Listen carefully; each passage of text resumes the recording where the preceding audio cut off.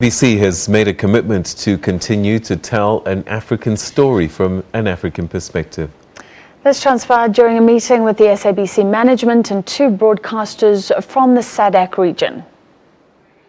SABC, one of the biggest public broadcasters on the continent, broadcasting to 52 African countries. The coverage of big events has attracted interest and enhanced the role of the broadcaster in Africa. And it is for that reason many broadcasters are seeking a partnership with the SABC.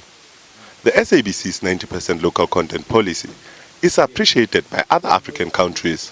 The broadcaster has met with its Namibian counterpart, NBC, to agree on working closely together.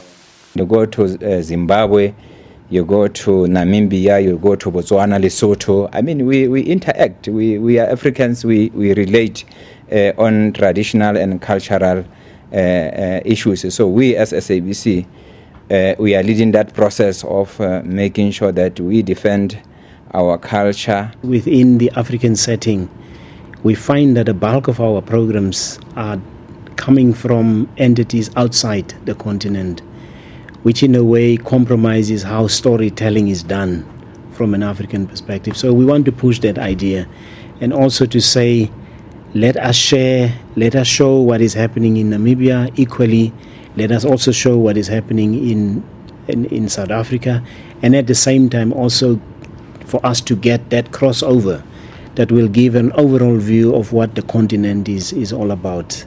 Meanwhile, the public broadcaster also received a visit from Swaziland Broadcasting and Information Service. The broadcaster commended the SABC for the recent coverage of the SADC summit in Swaziland.